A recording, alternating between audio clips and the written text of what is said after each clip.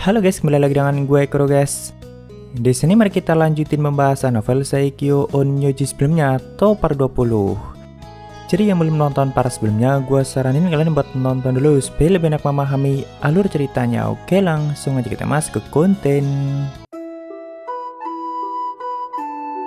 Setelah menjelajahi wilayah iblis selama beberapa hari untuk mengunjungi tempat-tempat menarik yang ada di sana, sebelumnya Seka dan para raja sedang menyewa penginapan untuk beristirahat sementara. Cuma saat hari sudah larut malam, Seka terbangun kembali untuk mengecek mereka semua.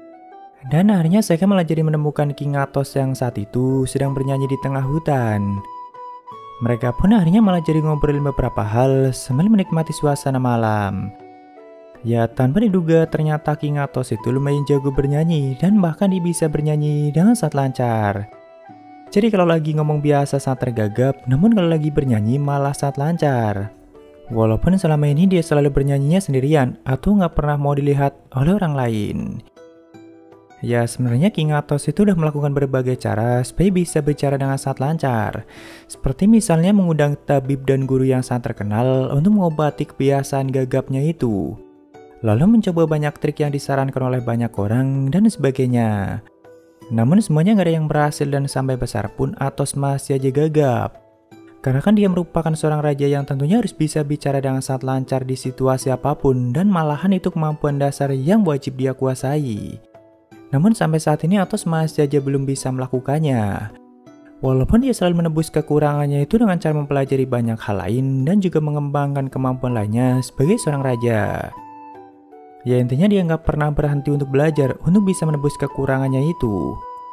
Makanya walaupun Athos selalu mengandalkan Senecal untuk bicara dan menjelaskan apapun pada orang lain, namun sebenarnya kata-kata yang dia keluarkan itu selalu rapi dan tertata dengan sangat baik. Ya intinya di antara semua raja muda sebenarnya King Athos lah yang paling bagus dalam menyusun setiap kalimat yang dia keluarkan. Bahkan menurut saya kan juga seperti itu.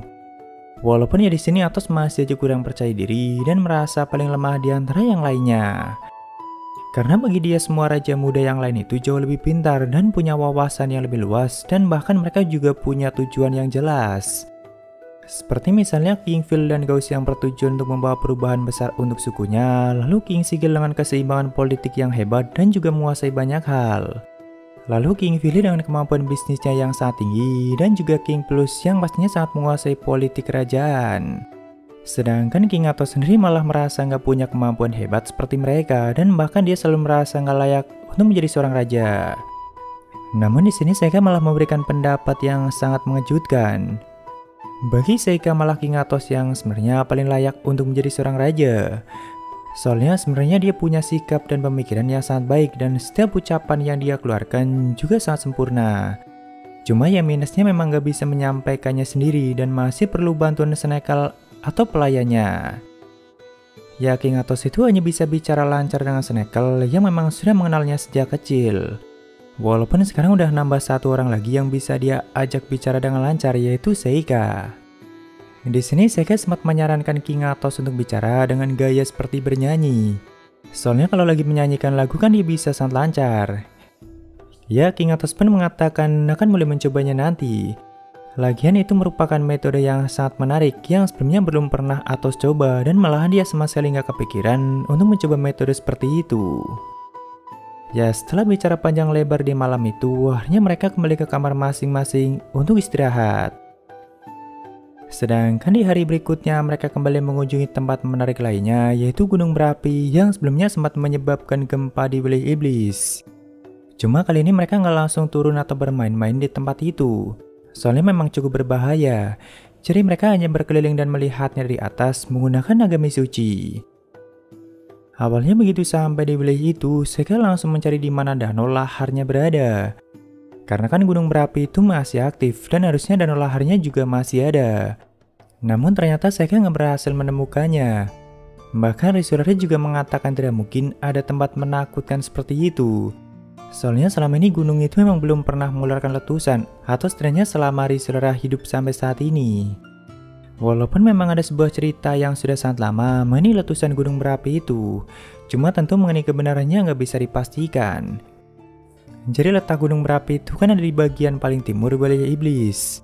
Nah, di bagian sisi gunung berapi itu ada sebuah gurun yang cukup luas yang membentang sampai ke laut. Menurut ceritanya dulunya gurun itu merupakan wilayah yang sangat subur yang sempat dihuni oleh para manusia. Cuma akibat ledakan gunung berapi yang sangat besar, semua wilayah itu sampai berubah menjadi gurun kering yang saat ini tidak lagi dihuni oleh siapapun.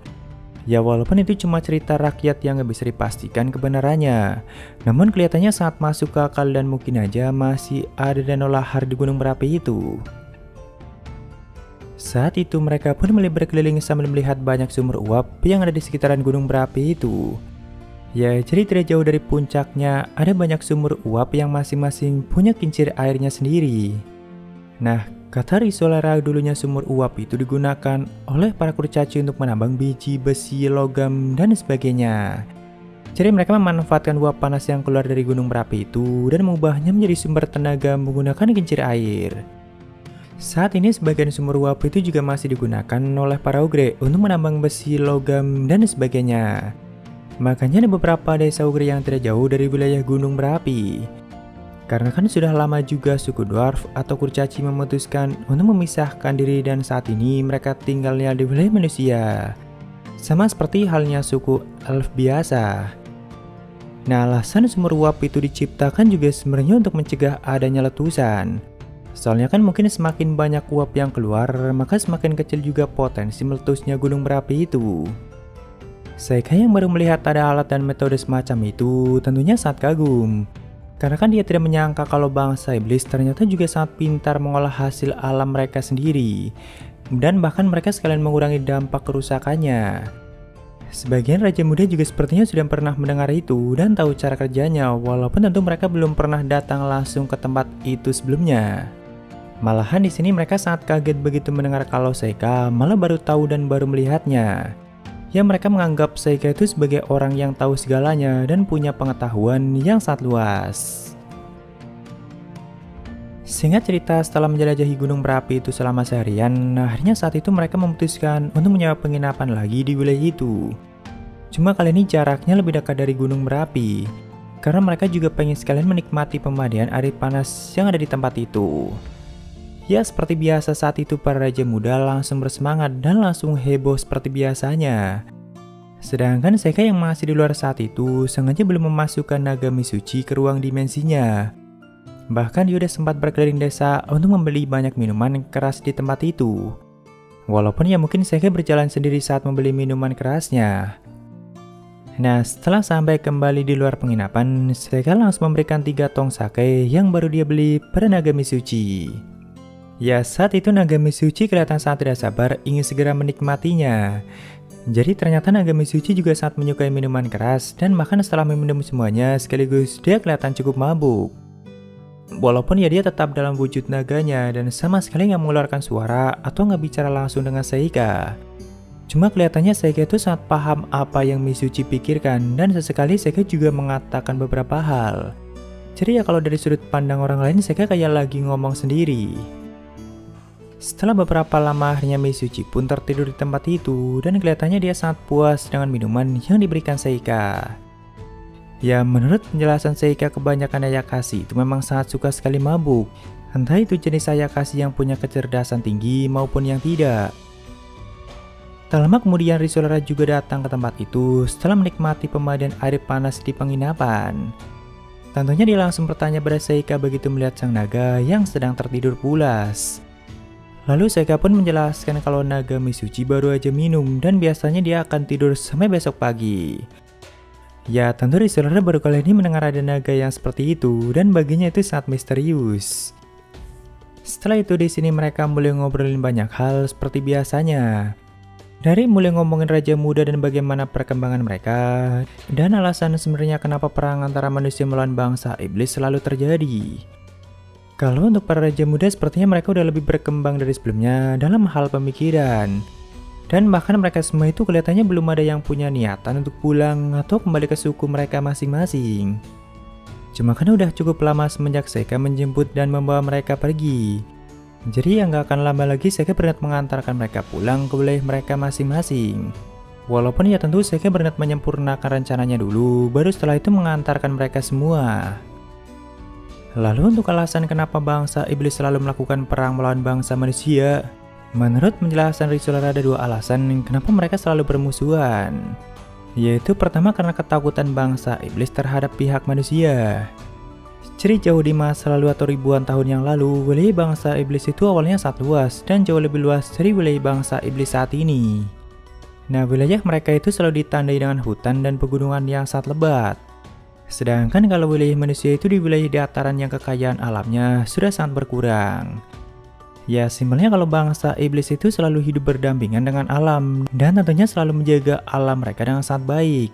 Sebaliknya dengan para manusia yang malah semakin lama semakin merusak alam mereka sendiri. Nah, cuma kan semakin kesini wilayah hutan dan pegunungannya semakin berkurang.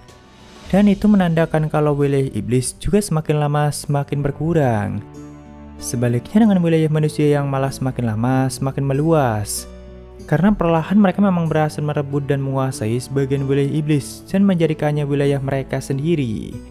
Banyak cara licik yang mereka gunakan untuk melakukan hal itu. Dari mulai menggunakan racun yang sangat mematikan, lalu mencemari wilayah iblis, dan banyak lagi yang lainnya. Otomatis para iblis yang tinggal di wilayah itu kan perlahan mulai berkurang dan akhirnya tersingkir dengan sendirinya. Ya, jadi walaupun para manusia kalah dari segi umur dan kekuatan, namun mereka sangat unggul dalam hal jumlah dan juga kelicikan. Dan cara apapun bakal para manusia gunakan untuk mencapai tujuan mereka. Walaupun ada kalanya juga muncul para manusia dengan level kekuatan dan kemampuan yang sangat tinggi. Salah satunya adalah sang pahlawan. Walaupun perebutan wilayah itu terjadi ratusan tahun yang lalu saat kedua belah pihak masih panas-panasnya. Kalau saat ini kan sebagian dari mereka sudah punya hubungan yang baik dan banyak kerjasama yang sudah mereka lakukan. Cuma kan tetap aja nggak merubah fakta kalau wilayah iblis memang sudah sangat berkurang dan semakin lama mereka semakin tersingkir. Makanya sebagian iblis yang tahu mengenai sejarah masa lalu punya ketakutan tersendiri terhadap bangsa manusia. Jadi sebenarnya para iblis itu bukannya sangat membenci manusia, melainkan lebih karena takut dan nggak punya pilihan lain. Makanya ya untuk mempertahankan wilayahnya, mereka lebih baik menyerang duluan dan melakukan perang melawan bangsa manusia. Lalu alasan yang kedua yaitu karena keberadaan pahlawan dan Raja Iblis. Ya, kedua sosok itu selalu menjadi pemicu adanya perang setiap beberapa ratus tahun sekali dan semua kekuatan tempur selalu berpusat pada mereka berdua. Walaupun pertarungan di antara keduanya juga bisa dikatakan sebagai takdir yang sampai saat ini belum bisa dihindari. Di sini Sega sempat nggak setuju kalau itu dikatakan sebagai takdir. Soalnya bagi Sega kalau kedua belah pihak nggak memilih perang duluan, maka pahlawan dan Raja Iblis juga nggak punya alasan untuk bertarung. Namun ternyata ada fakta lain yang belum Sega ketahui, yaitu salah satu di antara mereka biasanya akan mulai kehilangan akal sehatnya, entah itu sang pahlawan atau sang Raja Iblisnya. Ya, sebagai contoh misal kalau sang pahlawan yang mulai kehilangan akal sehatnya, maka dia akan mulai punya keinginan yang kuat untuk mengalahkan Raja Iblis dan juga sangat membenci bangsa Iblis. Dari situlah permusuhan keduanya akan mulai terjadi yang akhirnya memulai perang antara manusia melawan bangsa Iblis. Ya, itulah dua alasan kenapa perang selalu terjadi dan hampir nggak mungkin bisa dihindari. Nah, setelah mendengar semua itu dari Risolera, kan pastinya Sega semakin penasaran dengan umur dia. Kenapa dia bisa tahu sejauh itu dan bahkan seperti udah pernah melihat dan mengalaminya sendiri. Jadi di sini akhirnya Sega pun bertanya secara langsung. Di sini Risolera pun sempat kaget dan bertanya apakah selama ini kau mengira aku sebagai anak-anak. Karena kan dia pikir Rumu sudah menceritakan semuanya pada Sega. Ya, selama ini sikap Risolera memang sama sekali nggak kelihatan seperti orang yang sudah sangat tua. Malahan kadang dia sangat kekanak-kanakan. Makanya Sega sampai berpikir seperti itu. Di sini Risolera pun akhirnya menjelaskan semuanya pada Seiga. Kalau dirinya merupakan salah satu dari dua pemilik kemampuan spesial yaitu Eternal Egg. Saat ini umur Risolera itu udah 520 tahun dan penampilannya masih sama seperti ratusan tahun yang lalu. Ya, seperti yang pernah gue jelasin sebelumnya, kalau bangsa Iblis itu punya dua orang dengan kemampuan spesial, yaitu Zul yang punya kemampuan aprasial dan Risolera yang punya kemampuan Eternal Egg. Walaupun di sini Risolera nggak menyebutkan nama Zul dan entah dia tahu atau tidak kalau Zul punya kemampuan aprasial dan sudah kena bantai. Nah, jika salah satu dari mereka mati, maka selama beberapa tahun akan lahir kembali iblis dengan kemampuan seperti itu. Soalnya kemampuan Risolera itu sama aja kayak punya umur yang gak terbatas. Cuma dia masih bisa terluka ataupun terserang penyakit. Jadi ya tetap bisa mati dan bisa dibunuh. Di sini Seika yang mendengar itu tentunya sangat kagum dengan kemampuan spesial Risolera. Karena kan pada saat masih di bumi, banyak orang kuat yang berusaha mati-matian untuk mendapatkan kemampuan seperti itu. Dan mereka semua sangat menginginkan umur yang sangat panjang. Salah satunya adalah Seika sendiri yang menggunakan metode reinkarnasi untuk memperpanjang hidupnya. Nah, di sini kan Risolera sempat menceritakan pertemuannya dengan Raja Iblis sebelumnya dan bagaimana hubungan mereka. Jadi Seika sempat bertanya orang seperti apa Raja Iblis sebelumnya dan seperti apa penampilannya. Mengenai Raja Iblis sebelumnya, dia juga merupakan ras campuran sama seperti halnya Seika. Cuma bedanya dia campuran dari dua suku iblis yang berbeda dan sama sekali nggak punya darah manusia. Dan untuk penampilannya dia punya rambut pirang, mata 3, lalu 2 tanduk di kepalanya dan juga punya sayap di punggungnya. Ya sangat menggambarkan sosoknya sebagai sang Raja Iblis. Cuma kalau kepribadiannya itu sangat berbeda dengan Seika. Dia merupakan pria dengan sikap yang sangat ceria dan selalu bersemangat dalam hal apapun. Raja Iblis sebelumnya juga punya 4 pengawal setia yang dikenal sebagai 4 Raja Langit. Ya mungkin 4 Raja Langit itu juga merupakan raja dari setiap suku yang sudah tumbuh dewasa dan siap untuk bertarung. Di sini Risolera juga sempat mengakui beberapa hal.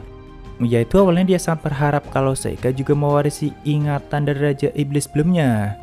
Makanya pada saat pertama kali mereka bertemu, dia sempat bertanya pada Seika, apakah kau ingat denganku? Lalu keinginannya untuk melakukan perjalanan bersama Seika dan membantu rencananya itu sebenarnya supaya Risolera bisa merasakan kembali masa-masa itu atau masa-masa indah pada saat dia masih bersama Raja Iblis sebelumnya. Karena kan sepertinya hubungan mereka udah sangat dekat dan mungkin aja Risolera udah punya perasaan padanya. Ya Seika pun sama sekali nggak keberatan dengan semua itu. Malahan di sini Seika kembali bertanya apakah itu berarti kau masih punya dendam pada bangsa manusia. Karena kan Raja Iblis sebelumnya berhasil dibunuh oleh sang pahlawan. Ya Risolera pun gak menyangkal hal itu dan memang dirinya sempat punya dendam pada bangsa manusia.